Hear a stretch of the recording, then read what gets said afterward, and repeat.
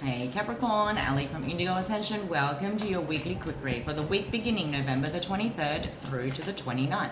We have a couple of significant transits this week, one being Neptune goes direct in Pisces on the 29th, and a day later we have that full moon lunar eclipse in Gemini. Yes, I'm going to be including it in this week's transits, in this week's quick reads, because it's quite a significant energy and we'll be feeling it all week. Now, the wisdoms that we gain from the complementary, from how these two energies work together. It'll take us back to June. So rewind and see how far you have come. In the realms of learning the difference between dreams and disillusionment and what needs to be eclipsed so that we can truly bridge heaven and earth, if you like, dreams and reality, and make manifest.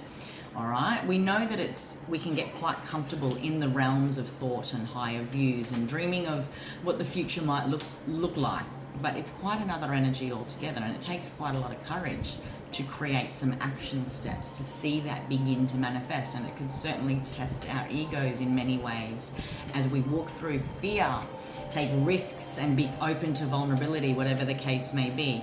And certainly it's simply an energy exchange, no different to how we exchange energy with another in love, in business, in creativity, is the same energy that we exchange between self and higher self, our higher dreams and our reality, so that we can bring those dreams down here. All right, so if I had $50 and I walked into a shop, I would expect that I would receive something like a service or a product to equal that. But do we do that in love? Do we do that in our relationships? It is all about noticing the very same way in which this energy frequency of give, take, receptivity is equal, and how and what it creates as far as what it manifests in our lives. Because dreams are real, but so too are disillusionments. And the difference there is that one is infused with faith and the other is infused with fear. Let's take a look at past, present, future, as far as what have you integrated since June, where you're at now, what that might be in relation to. And I'll also pull a crystal card to suggest some healing frequencies to work with. You have the Strength card underneath the deck, my friend, and in many ways, whatever you guys have been focused with, as far as being disillusioned or enlightened, or seeing the higher view of how you can actually change the way in which you work with exchange energy, whether it's in relationship, whether it's with your higher self and your dreams and manifesting that in reality, whether it's in any of your relationships and how you experience equal reciprocity and abundance and manifestation, has taken some courage. Maybe August was significant to make a courageous choice about what was right for you, or where you needed to take a risk on some level. Take it however it resonates. This was about infusing yourself with new life force at the solar plexus so that you can create, look at that beautiful orange of the sacral chakra, so that you could create some empowered steps forward. There's an infinite loop here. Look at this. The 8 is right there. There was a new way to manifest. You sensed it, you knew it, there was a new way to do things, okay? And maybe I'm connecting in to Capricorns that are working very hard on the dynasty. All right, there's healing here about blocks that were getting in the way. Maybe you needed to put some boundaries down. Maybe you needed to take a journey into the center of your own wisdom. The 7 of Wands, the Hermit, and the Queen of Cups. Maybe you had to get to some deeper truths, some wiser truths about how you emotionally hold space and how you allow yourself to be nurtured by the truth of your emotions too. You guys are always busy building the dynasty, yeah? All right.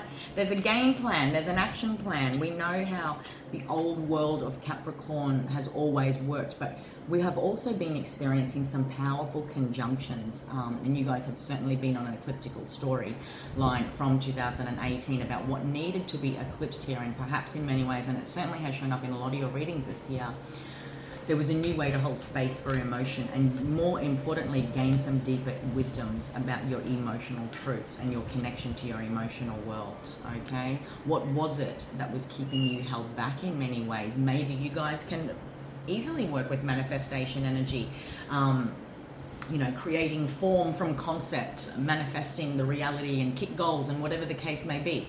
But where did you need to kick goals in your emotional world is what I would like to say. Okay, maybe you're connected into a fire sign, a Virgo, or a water sign, Pisces, Cancer, Scorpio. September was significant. Between the months of July to September was significant. And this was about allowing you the wisdom of mothering, like creating a whole new way to create is what I like feel like saying, or just heard. Like I'm getting this vision of like a womb, okay? And as much as you guys know how to manifest, know how to work, know how to build, you are studious in the sense that you will build and toil every day to reach the top of that mountain, and then have a bit of a break, and then off you go to your next mountain adventure, yeah, Cap? But there's a whole new world emerging, and we're certainly going to be surrendering these conjunction placements that have been in earth signs for the last 200 years, and we're now switching to Aquarius, okay? So we're switching to the air signs. There's a whole new world emerging. This is what I'm feeling here. There's a whole new way in which to manifest using your emotions and not being scared by them, okay? Putting some boundaries down as far as ignoring the wisdom of your emotions, and I can certainly connect that into our intuition as well. Alrighty, tourmaline. Maybe this is a lesson, this has been a wisdom integration as far as, yep, I've mastered business exchanges, manifestation. Now I am going to master this energy of love and equal reciprocity and being brave to open up to the vulnerability of that. Cappy, I'll leave that with you. Tourmaline has shown up, which is very much about union, very much about protecting, okay? Unity, love and protection, protecting deeper truths. Love energies are most often realized, Capricorn, through their expression. Tourmaline helps us to overcome grief, sorrow, and other traumatic memories. It encourages unity of the male and female energies within to bring about balance and steadiness. Balancing the yin and yang, tourmaline works strongly with the meridians of the body as well as the chakras. At a mental level, it assists us in balancing the hemispheres of our brain. So right brain, left brain, not just logic, but creativity too. To achieve unity with the cosmos. It is especially useful for shamanic and trance work. Drawing this card indicates it is time to move towards unity with all things Capricorn. Connect with nature and let the eternal cycles of life bring balance and wisdom to you. Very fitting and nicely wraps up your tarot cards. Hope you got something out of that, my friend. That was your quick read for the week. If you're wanting to book a personal reading with me, head on above to the bio link where you will be led to the Indigo Ascension shop. If you're watching on YouTube, you'll see the same link in the description box below. Until next week, have an empowered week, my friend. Take care.